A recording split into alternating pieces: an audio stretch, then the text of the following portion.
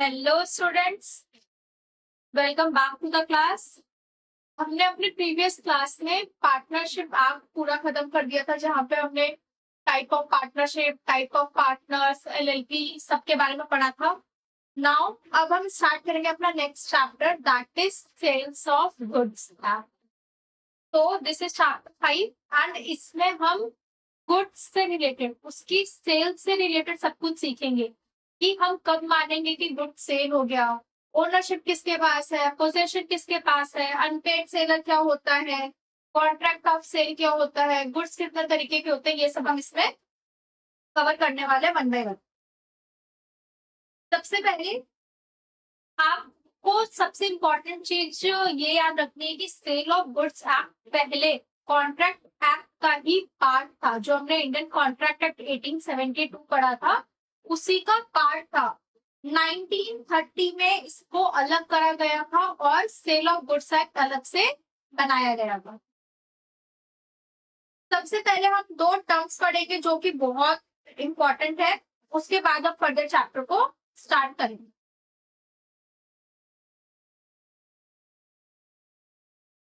सबसे पहला टर्म है हमारा ओनरशिप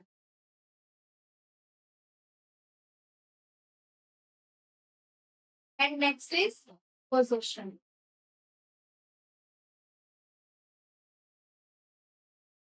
ओनरशिप क्या होता है? ओनरशिप मतलब उस गुड्स की, इस गुड्स का ओनर कौन है, किसके नाम पे ये गुड्स है,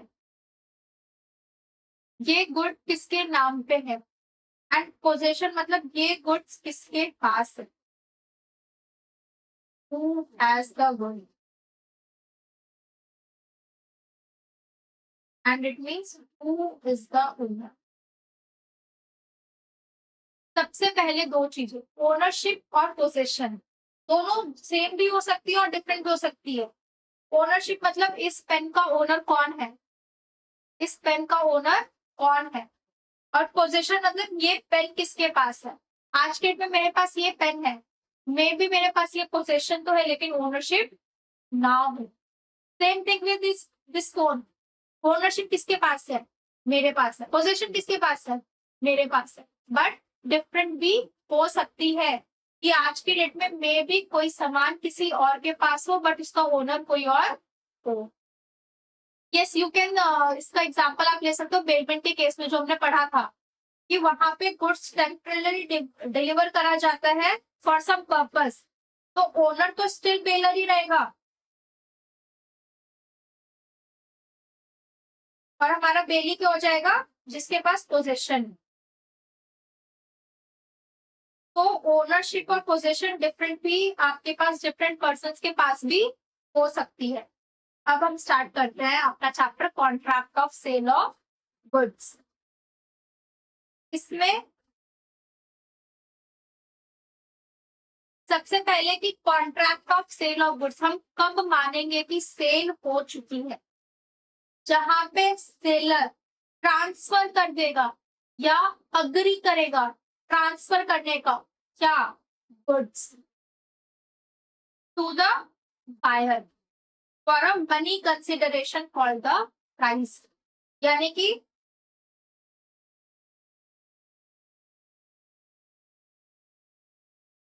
कॉन्ट्रैक्ट ऑफ सेल हम कब मानेंगे, या फिर यू कैन से कि हम सेल कब मानेंगे, जहां पर टू पार्टीज होगी, सेलर और बायर। सेलर ने ट्रांसफर कर दिया और अग्री करा ट्रांसफर करने का, क्या, goods for a price, that is sale. Price is the essential element. अगर आपके किसी भी ट्रांजैक्शन में प्राइस इन्वॉल्व नहीं है तो वो आपकी सेल नहीं है। लेट्स से यहाँ पे प्राइस नहीं है, बायर ने प्रॉमिस करा कि मैं आपके, आप मेरे को यू कैन से कि 100 बैग्स ऑफ राइस दे रहे हो, मैं आपको 100 बैग्स ऑफ वेट देता हूँ, तो this is barter only, this is barter system, this is not a sale. Sale के लिए आपका प्राइस होना मैंडेटरी है, एसेंशियल एलिमेंट है। बिना प्राइस के आपकी सेल हो ही नहीं सकती। यस, तो यहाँ पे हमने क्या क्या पढ़ा एसेंशियल एलिमेंट्स में?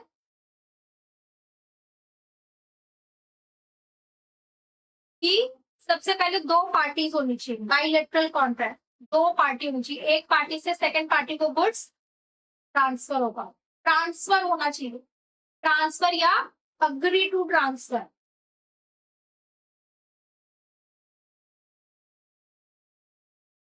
सब्जेक्ट मैटर क्या होना चाहिए आपका?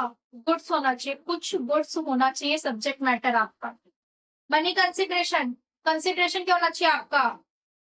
प्राइस, मनी, पैसे होने चाहिए। और जो भी हमारे एसेंशियल एलिमेंट्स होते हैं वैलिड कॉन्ट्रैक्ट की, वो तो प्रेजेंट होनी ही चाहिए। जैसे कि पार्टी कॉम्पिटेंट होनी चाहिए, फ्री कंसेंट होना चाहिए, साउंड माइंड का होना चाहिए। ये सब जो भी एसेंशियल एलिमेंट्स है कॉन्ट्रैक्ट की, वो तो होनी ही चाहिए। नेक्स्ट अब हम पढ़ेंगे सेल और अग्रीमेंट टू सेल में क्या डिफरेंस होता है। अभी हमने पढ़ा सेल हम किसको मानेंगे, बट सेल और अग्रीमेंट टू सेल में क्या डिफरेंस होता है। फर्स्ट, सेल के टाइम पे प्रॉपर्टी पास हो जाती है बायर को eight the time of contract, so that he becomes the owner of the good. Instant transfer, जहां पे आपकी प्रॉपर्टी, जहां पे आपकी ओनरशिप कॉन्ट्रैक्ट के टाइम पे ही ट्रांसफर हो गया, दैट इज सेल। और जहां पे ओनरशिप पास नहीं करी at the time of contract, but जिसको हम पास करने वाले हैं on the expiry of certain term और on the fulfilment of some condition, तो that is agreement to sale. Sale हमारा कब होगा? सेल जहां पे at the time of contract ownership transfer हो गई।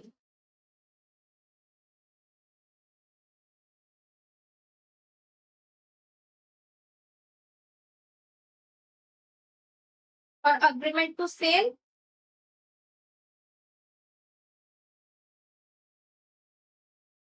अग्रीमेंट टू सेल जहां पे कोई कंडीशन फुलफिल होगी तब ओनरशिप ट्रांसफर होगी, या फिर कोई फिक्स्ड टर्म है। मीन्स कि हमारी कॉन्ट्रैक्ट के टाइम पे ओनरशिप ट्रांसफर नहीं हुई है, आफ्टर सम पीरियड ट्रांसफर होने वाली है, that is agreement to sale. Next, agreement to sale is an executory and sale is an executed contract. Executory मतलब जो फ्यूचर में होने वाला है, एग्जीक्यूटेड मतलब जो हो चुका या हो रहा है।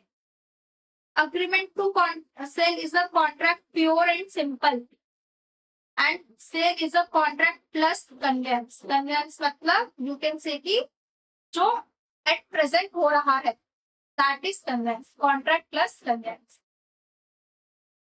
मीन्स यू कैन से कि ट्रांसफर ऑफ ओनरशिप। जहां पे ओनरशिप ट्रांसफर हो गई कॉन्ट्रैक्ट, उसको क्या कहेंगे हम? सेल। और जहां पे सिर्फ और सिर्फ अभी कॉन्ट्रैक्ट हुआ है कि ओनरशिप ट्रांसफर होगी, that is agreement to sale. If there is an agreement to sell and the goods are destroyed by accident, the loss falls on the seller. In a sale, loss falls on the buyer, even though the goods are with the seller. सबसे basic चीज ये हम आगे भी अपने chapter में cover करेंगे कि जो ओनर होगा रिस्क उसका ही होगा, जो भी ओनर होगा रिस्क उसका ही होगा। अग्रीमेंट टू सेल में ओनर कौन होता है? सेलर। ओनरशिप बाद में ट्रांसफर होने वाली है। सेल के केस में ओनर कौन होता है? बायर। ओनरशिप हमारी ट्रांसफर हो गई, तो इस केस में रिस्क किसका होगा? सेलर का। और इस केस में रिस्क किसका होगा? बायर का। इवन दो पोजीशन आपकी सेलर के पास है, but risk follows from ownership. जिसकी ओनरशिप उसका risk. It does not matter कि पोजीशन किसके पास है। Next, If there is an agreement to sell and the seller commits a breach, the buyer has only a personal remedy against the seller, namely a claim for damages. But if there has been a sale and the seller commits a breach by refusing to deliver, the buyer has not only a personal remedy against it, but also the other remedies which an owner has in respect of goods of themselves, such as suit for conversion, reclaim, etc. Means agreement to sell में owner कौन है? Seller है. अगर उसने breach कर दिया contract, उसने अपना जो भी बोला था कि मैं 100 बैग्स ऑफ राइस दूंगा, नहीं दिया, तो बायर क्या कर सकता है? सूट फाइल कर सकता है फॉर डैमेजेस होंगे, क्योंकि he is not the owner. But seller के केस में कौन ओनर है? बायर ओनर ऑलरेडी बन सकता है, तो वो उसको डैमेजेस के लिए भी सूट फाइल कर सकता है, उसको गुड्स डिलीवर करने के लिए भी बोल सकता है,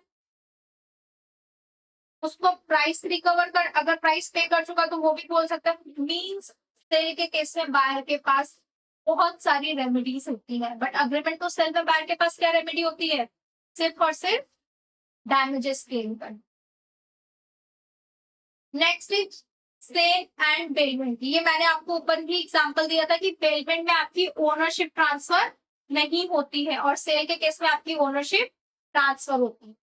बेलमेंट इज अ ट्रांजैक्शन जहां पे गुड्स आपका डिलीवर हुआ है बेलर को बेली का फॉर सम पर्पस, और उस पर्पस के बाद वो बेलर को वापस रिटर्न मिल जाएगा या डिस्पोज ऑफ हो जाएगा उसकी डायरेक्शन पे.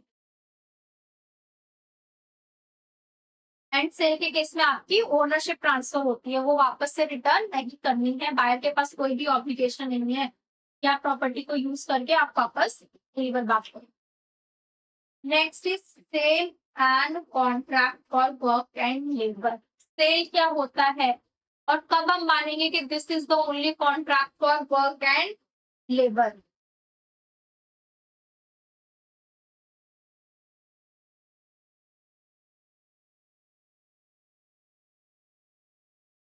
जहां पे हमने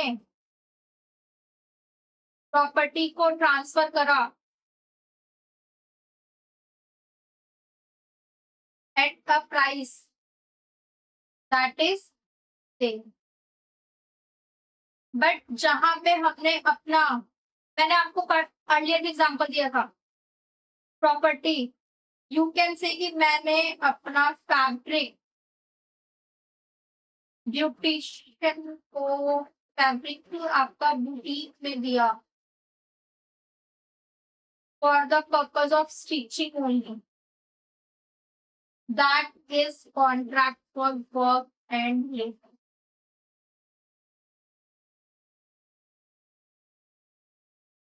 जहां पे आपने एट द प्राइस सेल करी है, that is at the price अपनी प्रॉपर्टी की ओनरशिप ट्रांसफर कर दी, वो सेल है. Otherwise that is contract for work and labour.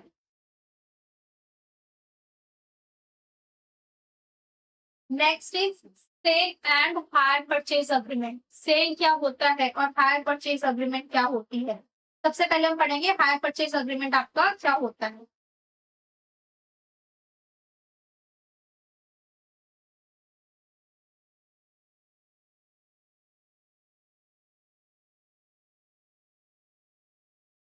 Higher purchase agreement में let's say A is the owner of some machine. उसने अपनी मशीन को ट्रांसफर करा बी को फॉर सम पर्पज या किसी फिक्स पीरियड के लिए फॉर हिज यूज, तो he is hirer and he is owner of machine. ये इसको पेमेंट करेगा मशीन को यूज करने के लिए. तो hire purchase agreement is basically जहां पे आपसे गुड्स परचेज करा गया on hire basis, on rent basis, जो कि आपका काम फुलफिल होने के बाद आपके उस फिक्स टेन्योर के बाद आप उसको रिटर्न कर दोगे ओरिजिनल ओनर को, that is higher purchase agreement.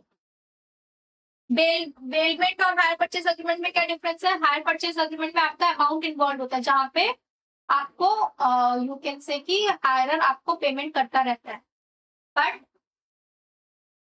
Bailment में ऐसा कुछ नहीं होता. हायर पेमेंट में लेट से कि ये कुछ इंस्टॉलमेंट्स में पेमेंट कर रहा है, तो लास्ट में ओनर इसको राइट भी देता है, ऑप्शन देता है कि आपको ये मशीन परचेज करनी है कि नहीं करनी है. बेलमेंट में ऐसा कुछ भी ऑप्शन आपको नहीं मिलता है. A hire purchase agreement is basically a contract of hire, but in addition, it gives the hirer an option to purchase the goods at the end of the hiring period. जहां पे वो fixed tenure खत्म हो जाता है, वहां पे higher के पास ऑप्शन होता है कि वो उसको परचेज करना चाहता है कि नहीं चाहता है. Consequently, until the final payment, the hirer is merely a bearer of the goods and ownership remains vested with the bearer. Under such a contract, the owner goods delivered. Same चीज जो मैंने आपको अभी पढ़ाया. The essence of hire purchase agreement is that there is no agreement to buy, but only an option is given to the hirer to buy by paying all the installments and put an end to the hiring and return the goods to the owner at any time before the exercise of the option. तो hire purchase agreement में आपको option दिया जाता है at the end of your tenure कि आपको ये purchase करनी है. अगर करनी है तो आप मेरे को इतनी पेमेंट बनती है वो देकर आप परचेज कर, और अगर आपको परचेज नहीं करनी है तो आप मेरे को वापस रिटर्न कर दो. हायरर कभी भी ओनर नहीं होता है, तो रिस्क किसका रहेगा? हमेशा ओनर का, एक्चुअल ओनर का.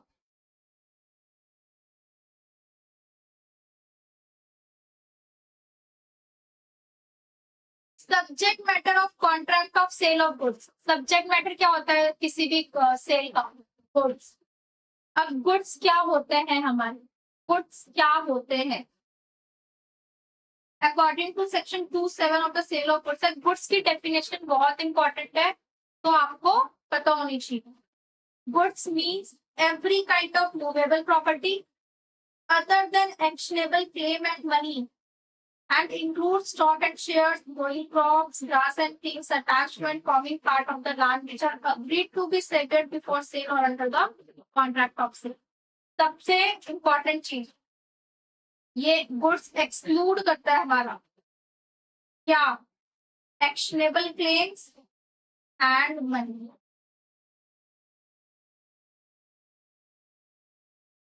बाकी कोई भी चीज जो मूवेबल प्रॉपर्टी है, चाहे स्टॉक हो, शेयर्स हो, क्रॉप्स हो, ग्रास हो, थिंग हो, कुछ भी हो, सब चीज आपका गुड्स है.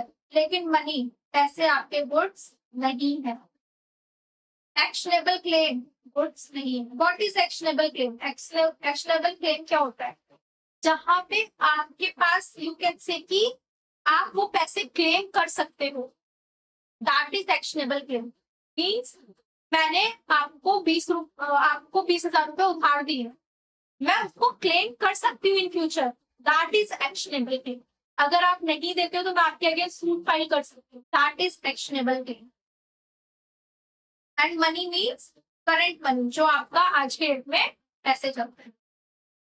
हाँ, मनी पे ओल्ड एंड रेयर कॉइन्स आपके कभी भी नहीं आते. They are still the goods. क्योंकि जो आपके ओल्ड और रेयर कॉइन्स होते हैं कई बार वो एंटीक होते हैं और वो बहुत ही एक्सपेंसिव दिखते हैं. They are not included in money. They are goods.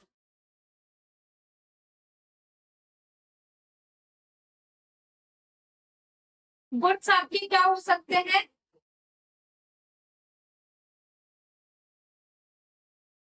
Transfer of property act क्या बोलता है? गुडविल, ट्रेडमार्क, कॉपीराइट, पेटेंट भी आपके गुड्स हैं. शिप वगैरह सब कुछ आपके गुड्स में आते हैं. गुड्स आपके एग्जिस्टिंग हो सकते हैं, फ्यूचर हो सकते हैं, कॉन्टिजेंट हो सकते हैं. फिर फर्दर एग्जिस्टिंग गुड्स आपके स्पेसिफिक हो सकते हैं और जेनरिक हो सकते हैं, असर्टेन हो सकते हैं और अनअसर्टेन हो सकते हैं. एग्जिस्टिंग गुड्स हमारे कौन से हो गए? जो eight the time of contract exist करते हैं, जो कि उनका ओनर या पोसेशन जो भी है वो सेलर के पास है eight the time of contract. That is existing goods. Future जो कि मैन्युफैक्चर्ड होने हैं, जो कि प्रोड्यूस होने हैं, जो कि सेलर एक्वायर करेगा after the making of contract. Means जो कॉन्ट्रैक्ट करते टाइम आपके एग्जिस्टेंस में नहीं है बट उसको एग्जिस्टेंस में लाया जा सकता है. लेट्स से कि I have the manufacturing of medicines. जो मेडिसिन का मेरे को ऑर्डर मिला, जो मैंने मेडिसिन का ऑर्डर लिया, वो करंटली मेरे पास स्टॉक में नहीं है, तो बट उसको मैं मैन्युफैक्चर करा के ला सकती हूँ। अगर मेरे पास वो मेडिसिन स्टॉक में होती तो दैट इज एग्जिस्टिंग गुड, और जो मैं आफ्टर मैन्युफैक्चरिंग लेकर आऊंगी that is future good. And what is contingent goods? जहां पे हमने कॉन्ट्रैक्ट तो कर लिया कि हाँ गुड्स परचेज करेंगे, बट वो डिपेंड करता है कुछ अपन सम कंडीशंस जो मे बी हैपन और मे नॉट बी हैपन। मतलब मैंने आपको बोला, आपने मेरे को मेडिसिन के लिए कुछ सम मेडिसिन का ऑर्डर दिया जो कि मेरे पास आज की डेट में नहीं है, बट आई विल प्रोड्यूस और I will manufacture in some time, तो वो हमारा क्या हो गया? Future good. तो बट उसके लिए कोई केमिकल चाहिए जो कि मेरे को इम्पोर्ट करना है। अगर वो मेरे को केमिकल मिल जाता है तो मैं वो प्रोडक्ट आपको बना के दूंगा, दैट इज कंटिंजेंट, जो कि आपकी सब कंडीशन पे डिपेंड करता है, जो हो भी सकती है और जो नहीं भी हो सकती है। द एग्जिस्टिंग गुड्स कौन कौन से होते हैं? स्पेसिफिक और जेनरिक। स्पेसिफिक गुड्स कौन से होते हैं? जो आपके स्पेसिफाइड है, जैसे कि आइडेंटिफाइड है at the type of contract, that is specified goods. Let's say कि आपने बोला आपको 100 kg और 100 bags of rice चाहिए, मैंने अलग से 100 bags of rice आइडेंटिफाई करके रखे जी आपका माल, दैट इज स्पेसिफिक गुड्स, जिसको हम असर्टेन गुड्स भी कहते हैं। और जेनरिक क्या हो गया? जो कि आइडेंटिफाइड नहीं है, एग्जिस्ट करते हैं बट आइडेंटिफिकेशन नहीं है। मतलब मेरे गोडाउन में पूरे राइस रखे हैं, जहां पे मैंने वो 100 बैग्स ऑफ राइस अलग से आइडेंटिफाई नहीं कर रहे हैं, दैट इज जेनरिक गुड्स, और यू कैन से अनअसर्टेन गुड्स। समझ में आ गया? एग्जिस्ट करते हैं, आज की डेट में है वो, ऐसा नहीं है कि मेरे को फर्दर मैन्युफैक्चर करना या मंगाना है, वो है, बस आइडेंटिफाइड नहीं। वो पूरे गोडाउन में से 100 kg मेरे को अलग से ले करके अलग कर देंगे, तो that is you can say generic goods. Actual sale can take place only of specific goods, and property goods passes from the seller to buyer at the time of contract, provided the goods are in deliverable state and the contract is unconditional. Actual sale किसकी होगी? Specific goods की होगी, जो कि आपकी identified है, जो कि आपकी डिलीवरेबल स्टेट में है, तो उसको हम ट्रांसफर कर सकते हैं। Effect of perishing of goods. Perishing of goods मतलब जो यू कैन से कि खराब हो जाते हैं जनरली, जिनकी लाइफ टाइम कम होती है। तो कॉन्ट्रैक्ट ऑफ सेल में हो सकता है कि गुड्स पेरिश हो जाए before the sale is complete, तो उस केस में पढ़ेंगे कि क्या होता है। Goods perishing before making a contract, जहां पे गुड्स खराब हो गए कॉन्ट्रैक्ट करने से पहले ही, तो इस केस में किसकी रिस्पॉन्सिबिलिटी होगी? सेलर की होगी फॉर श्योर, क्योंकि ओनर कौन है? सेलर है। Where is the contract of sale of specific goods? The goods without the knowledge of the seller at the time of making the contract perish or become so damaged as no longer to answer to the description, the contract is void. अगर वो seller की knowledge में ही नहीं था कि goods खराब हो चुके हैं, सेलर को पता ही नहीं था कि वो इतने डैमेज हो चुके हैं कि उसको यूज नहीं करा जा सकता, फिर भी सेलर ने कॉन्ट्रैक्ट करा, तो दैट इज वॉइड कॉन्ट्रैक्ट। इसमें बोला जाता है म्यूचुअली मिस्टेक होगी, सेलर को भी नहीं पता था, उसकी भी गलती है और बायर की भी गलती है, उसने नहीं कहा।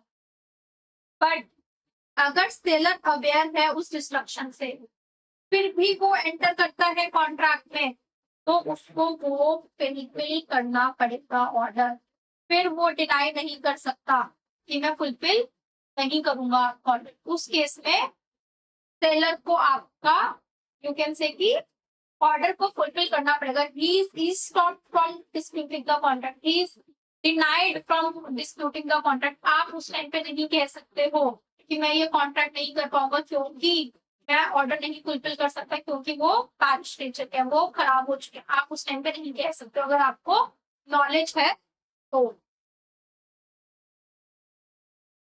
Goods perishing after agreement to sell. Where there is an agreement to sell and subsequently the goods without any fault of any party perish or are so damaged as no longer to answer to their description in the agreement before the risk passes to the where the agreement is avoid. Means अगर कोई agreement to sell करा but उसके बाद goods हमारे you can से खराब हो गए after agreement to sale, agreement to sale के बाद पैरिश हुए बट सेल नहीं हुई है सेल से पहले, तो इस केस में किसकी रिस्पॉन्सिबिलिटी होगी? सेलर की। तो कॉन्ट्रैक्ट आप अवॉइड कर सकते हो, कॉन्ट्रैक्ट आप कह सकते हो कि ठीक है हम इसको नहीं करेंगे, इसमें कोई भी किसी भी पार्टी के अगेंस्ट सूट फाइल नहीं करेगा। If the sale is of uncertain goods, the perishing of the whole quantity in the possession of the sale will not relieve him of obligation to deliver. Means अगर goods uncertain है, ये हमने क्या पढ़ा specific good के case में, but अगर uncertain है और सारी की सारी क्वांटिटी जो भी यू कैन से कि सेलर के पोसेशन में थी, सारी की सारी क्वांटिटी ही आपकी खराब हो गई तो भी सेलर को डिलीवर करना पड़ेगा। मीन्स अगर आपका असर्टेन है और स्पेसिफिक है जहां पे आपने फर्दर आइडेंटिफाई कर दिया कि this is your 100 bags of rice, वहां पे बायर क्या कर सकता है, वहां पे सेलर अवॉइड कर सकता है कॉन्ट्रैक्ट। बट जहां पे अनअसर्टेन है, पूरे के पूरे गोडाउन में ही आग लग गई, उस टाइम पे भी आपको डिलीवर करना पड़ेगा, सेलर को डिलीवर करना पड़ेगा। Yes, next is price. Price क्या होगा, ये हमने पहले भी पढ़ा था कि कोई भी सेल नहीं हो सकती without a price. If there is no valuable consideration to support a voluntary surrender of goods by the real owner to another person, the transaction is a gift. उस केस में आप सिर्फ और सिर्फ गिफ्ट कहोगे, आपकी अगर वैल्यूएबल कंसिडरेशन नहीं है तो आप यस। तो प्राइस क्या होता है हमारा कि जहां पे भी आपका प्राइस इन्वॉल्व नहीं है तो that is your you can say only gift. You can't say कि वो आपका सेल ऑफ गुड्स आपने सेल करा है तो वो आपका सेल ऑफ गुड्स एक्ट से कवर नहीं होता। And price is the money consideration for the sale of goods, ये आप ऑलरेडी पढ़ चुके हैं। Modes of fixing price, price आप कैसे फिक्स कर सकते हो, प्राइस आप कब फिक्स कर सकते हो, बेसिकली प्राइस आप फिक्स कर सकते हो eight the time of contract by the parties themselves. Parties खुद से प्राइस फिक्स कर सकती है कॉन्ट्रैक्ट के टाइम पे, या फिर पार्टीज छोड़ सकती है प्राइस को फिक्स करने में कि हम जैसे जैसे डील करेंगे, हम जैसे जैसे ट्रांजेक्शन में एंटर करेंगे हम वैसे डिटरमाइन कर लेंगे प्राइस को। May be left to be fixed in some way stipulated in the contract, या फिर कोई अदर मेजर अदर मीन्स अगर कोई मेथड हमने अपने कॉन्ट्रैक्ट में मेंशन कर रखे कि हम इस मेथड के थ्रू प्राइस को डिटरमाइन करें, तो वो भी हो सकता है। और हम ये भी छोड़ सकते हैं कि कोई थर्ड पार्टी हमारे बिहाफ पे फिक्स करेगी। Where the contract states that the price is to be fixed by a third party, such third party fails to do, तो कॉन्ट्रैक्ट हमारा void हो जाएगा। लास्ट वाली कंडीशन जहां पे हमने लिखी है कि प्राइस कौन फिक्स करेगा, थर्ड पार्टी, बट वो थर्ड पार्टी फेल हो गया प्राइस फिक्स करने, तो हमारा कॉन्ट्रैक्ट हो जाएगा void। लेकिन व्हाट इफ की बायर ऑलरेडी उस चीज का बेनिफिट ले चुका है, बायर ऑलरेडी उसमें से कुछ गुड्स उसको डिलीवर करे जा चुके हैं, उस गुड्स का बेनिफिट ले चुका है, तो इन दैट केस बायर एक रीजनेबल प्राइस पे करेगा, जो एक नॉर्मल प्लेमैन या प्रूडेंट मैन करता है, तो वो रीजनेबल प्राइस पे करेगा। और अगर थर्ड पार्टी की फेलियर की वजह से बायर या सेलर किसी को भी कोई यू कैन से फॉल्ट होता है तो वो स्यू कर सकती है उसको डैमेजेस के लिए। किसके लिए स्यू कर सकती है? डैमेजेस के लिए। जहां पे कुछ भी नहीं पता प्राइस क्या रखना है, कुछ भी नहीं डिफाइन करा, उस केस पे बायर क्या पे करेगा? Reasonable price. और रीजनेबल प्राइस हमेशा आपका डिपेंड करेगा facts and circumstances of the, generally market price होगा आपका reasonable price, but it will depend on the fact and circumstances of case. तो आज हमने बहुत बेसिक पढ़ा है कि सेल क्या होती है, अग्रीमेंट टू सेल क्या होता है, हायर परचेज अग्रीमेंट क्या होता है, प्राइस क्या होता है, गुड्स क्या होते हैं, गुड्स कितने टाइप्स के होते हैं. तो आज के लिए बस इतना ही. इन आवर नेक्स्ट लेक्चर हम फर्दर पढ़ेंगे कंडीशंस क्या होती हैं, वारंटीज क्या होती हैं, जिसके पास खुद ही जो ओनर नहीं है वो ट्रांसफर कर सकता है क्या, राइट की नहीं कर सकता ओनरशिप ट्रांसफर. तो वो सब हम अपने नेक्स्ट लेक्चर में कवर करेंगे. That's all for today. Thank you so much.